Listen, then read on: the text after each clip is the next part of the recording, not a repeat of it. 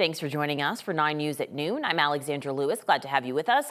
We're going to get to our headlines in just a moment, but first we want to call attention to today's severe thunderstorm threat along the Front Range and Eastern Plains. It has led us to call this a weather impact alert. This starts now. Let's get you a live look outside. It does look a little gloomy out there. Do have some blue skies, but things could be a-changin' as today's stormy potential could include large hail and tornado activity.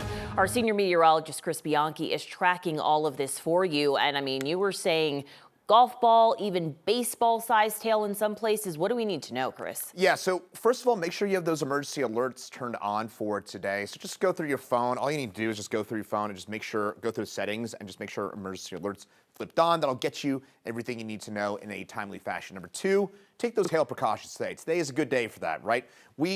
Most of you will not see big hail in the metro area, but the highest risk will be from downtown Denver on east, I-25 on east. And where we do see that large hail, we have the potential for up to tennis, maybe even softball-sized hail. It could be some big boys. So difference between last Monday when we had that big hailstorm in around the City Park area.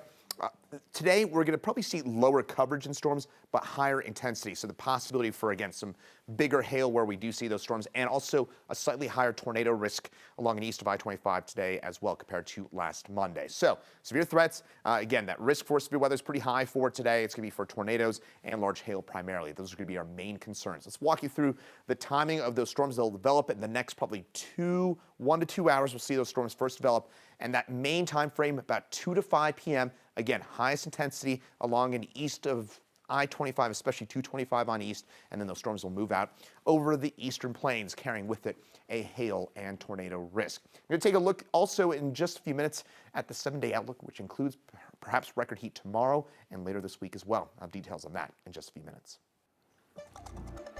Broncos linebacker Jonathon Cooper has made his first court appearance this morning since his Friday arrest on domestic violence charges, and he's pushing for a quick jury trial. Cooper's lawyer requested a quick movement on the case so it doesn't interfere with his team responsibilities. A trial date was set for July 22nd. Both Cooper and his girlfriend were arrested.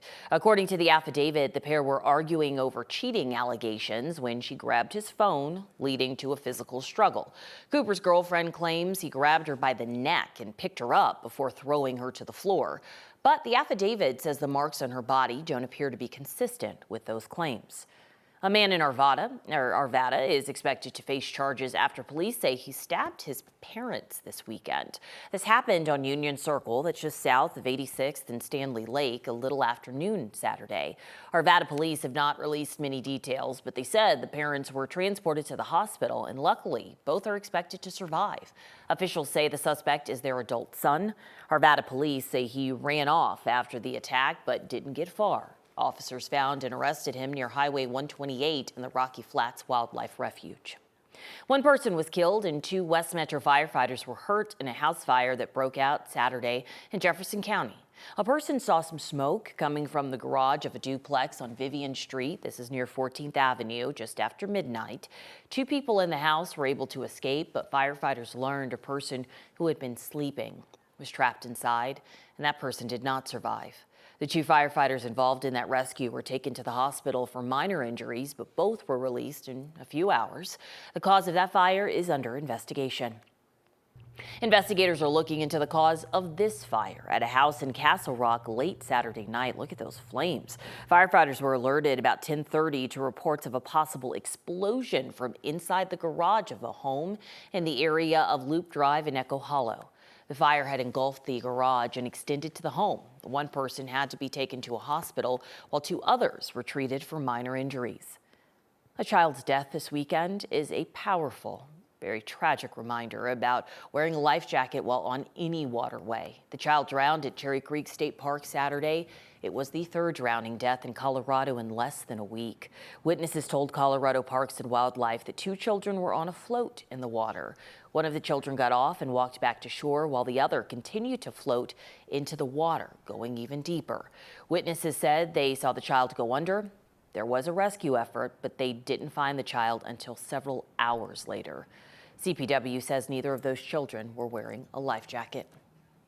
In Boulder County, a man is alive after falling about 60 feet while climbing at El Dorado Canyon State Park. He had to be rescued after the incident Saturday afternoon. The 30-year-old man was climbing on the rewritten route. The Boulder County Sheriff's Office says his safety gear dislodged from the rock, causing him to fall nearly 60 feet and injuring his head. He was wearing a helmet, though. Rescue operations took about 2 hours, and then he was sent to the hospital. Colorado's primary election is coming up at the end of the month, and ballots are being sent out today. And all of Denver County's ballot boxes were officially open this morning. There are now 48 boxes across Denver. That includes a new one that's been added at the Alfmar Park Library in Tejon, Mississippi. All boxes are open 24 hours a day until 7 o'clock on election night. That's coming up on June 30th.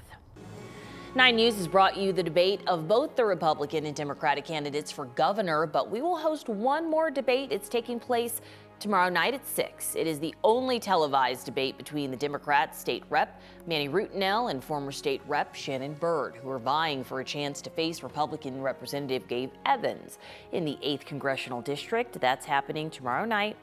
No, that's today. June 8th is today. That's happening tonight at 6 p.m.